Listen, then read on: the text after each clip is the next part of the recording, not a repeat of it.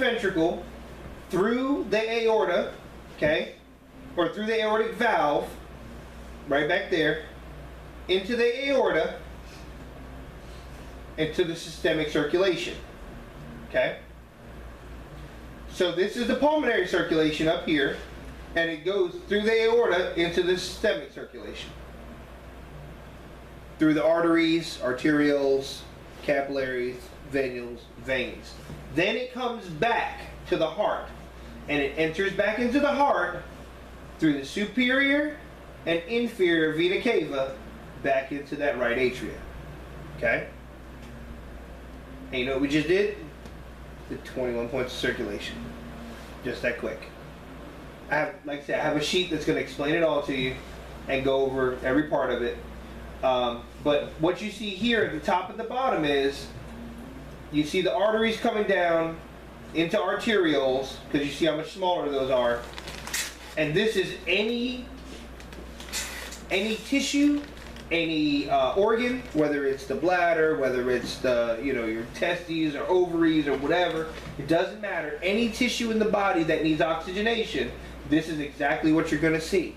You're going to see arteries, arterioles, capillaries, which is where that gas exchange takes place, venules, veins, and then it goes back from there into this larger systemic circulation going back to the heart. Okay? This is how the body gets fed. This is how it makes sure that everything receives oxygen. Pretty good? Pretty well understood? Yeah? No? Huh? Left side of the heart. Left is oxygenated, right is deoxygenated. Okay? Left side always will be the side that carries oxygen. Left goes to the heart, or left goes to the body, right goes to the lungs. Okay? In the instance of normal circulation. Left goes to the body, right goes to the lungs. Okay? That's why you see them red versus blue. Blue means that there is no oxygen to it. Red means that there is oxygen to it. Because the whole purpose of all of this is to make sure that our body tissues are getting oxygen. Okay? That's the whole purpose.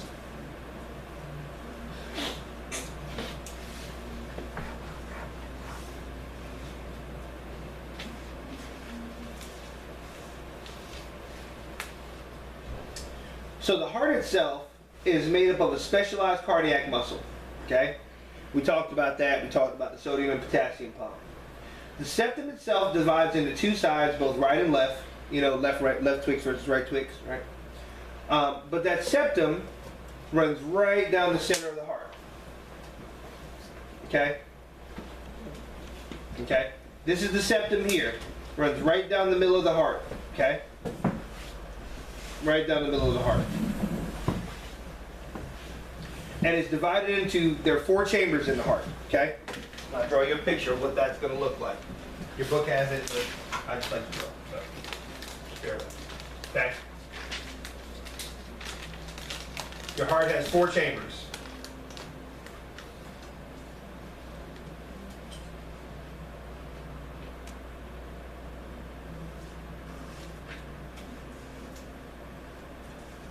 Right atria, right ventricle, left atria, left ventricle. Okay?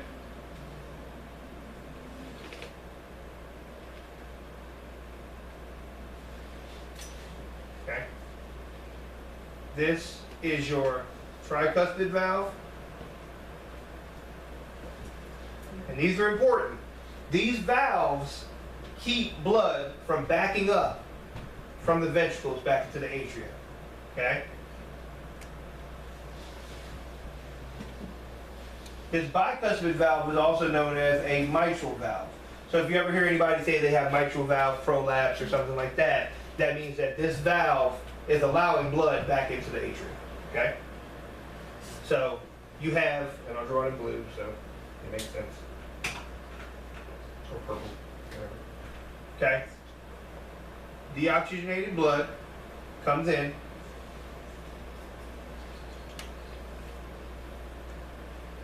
inferior vena cava, and then the superior vena cava. Okay? This is how blood comes into the right atrium. But this comes up behind there, they meet, and they go into the right atrium. Okay? So that's how blood gets into the right atrium. It goes from there, right atria, tricuspid valve, right ventricle. Then it goes from there through the what? How does it get to the lungs? Through? No, it goes from the right ventricle to the what? Pulmonary. You just talked about it. Artery. There you go. Why? That's the only artery that carries deoxygenated? Deoxygenated blood. That's correct. Good. I like it. Okay? It's the only artery that carries deoxygenated blood. Okay? Only one. So it goes from there to the lungs. Okay? Then it comes back from the lungs via the pulmonary vein.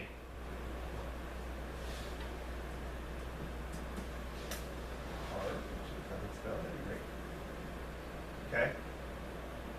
So that comes from the lungs, right? And when I finish, if y'all want to take a picture of it, you can. Okay? So it goes from the lungs back to the heart, into the left atria, right? Left atria, bicuspid valve, left ventricle. Okay? Now, for it to go to the body, it has to leave out of here through the aorta. Okay? The aorta literally wraps all the way around the front of the body, or the front of the body of the heart. Okay? So, all this you wouldn't see. Literally leaves from there and out. And this is your aorta. And this is your aortic valve. Okay? And the reason that the aortic valve is there is very interesting. Again, call it what you want. The aortic valve allows for blood to pass through it, but not go back behind it, right? It closes. Whatever blood doesn't make it over the aortic arch to the rest of the body, backfills, and that is actually how the heart itself, the blood vessels of the heart, get oxygen. So they're blood vessels, they're major blood vessels that feed the whole front of the heart, right? And the rear of the heart, known as the left anterior descending artery, left circumflex artery, all those major ones. But when that blood doesn't make it over, it backfills, fills those, what's referred to as the coronary sinus, and it just fills those blood vessels. That's how the heart gets oxygen. Okay? So every time this happens, every heartbeat, this happens. And it fills that space. And it fills the heart itself with oxygen. Okay? So it gets it, it's kind of like mama. Mama feeds everybody else, and then mama gets to eat. That's exactly what happens here. Okay? Mama makes sure daddy eats, kids eat, blah, blah, blah. And then finally, bless you, and then finally, mama gets to eat. That's exactly what happens. So, this goes to show you why, if there's any problem with oxygenation, why does the heart start acting up? Because it's the last to get oxygen. So if everything else is getting oxygen and the heart's not getting oxygen, it's going to act up first, right?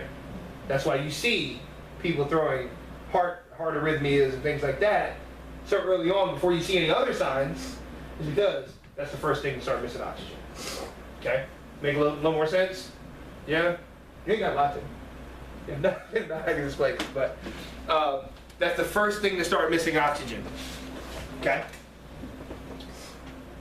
So, the heart receives its blood from the aorta, just like I explained. The right side receives deoxygenated blood from the veins, okay? And the left side receives oxygenated blood from the lungs. So, left side is oxygenated, right side is not, okay? We've already gone over all that. That's what I was just explaining there, okay? Our heart rate, our resting heart rate in an adult is 60 to 100, and there's actually a chart in your book that kind of goes over resting heart rates for adults, peds, especially in the lifespan development chapter, chapter 7. It explains all of that kind of extensively, okay? Then we talk about stroke volume. Stroke volume is the amount of blood that's moved in one heartbeat. So every time that heart beats, there's an amount of blood that moves with it, okay? Cardiac output itself is the amount of blood that is moved in 1 minute. And what that's equal to is your heart rate times your stroke volume equals how much blood the heart moves every minute, okay? And the reason that that's important is, depending on how much blood is moved in a minute, means how much oxygen the body receives in a minute, okay? If either of those is off, say you have too much of a heart rate, don't you think the cardiac output's going to be affected? Either negatively or positively, right? So it's that too much is not a good thing, not enough is not a good thing, right? You got to have that happy medium, okay? Our electrical conduction system, we talked about that. The contraction of the heart produces the pumping action that we see. And when you listen to it, and like I said, when we get into patient assessment and start actually taking vitals and stuff on one another, you'll see that when you listen to it, it gives a sound that sounds like lub-dub. If you listen to somebody that has a heart that sounds like it's supposed to. When they contract and you get that electrical impulse, it'll say dub-dub, dub-dub, dub-dub. And one will be a little lower or a little more muffled than the other. If you hear any other sounds, that's something known as a murmur. And what's happening there, if you look up here, is that means that on one side or the other, blood is backing up from the ventricle back to the atria. So if ever you hear more than 2 sounds when you listen to somebody's heartbeat, that's what you're hearing, is blood backing up. That's what's referred to as a regurgitation, okay, or a murmur. All right.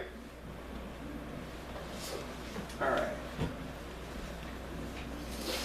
Y'all take a quick break.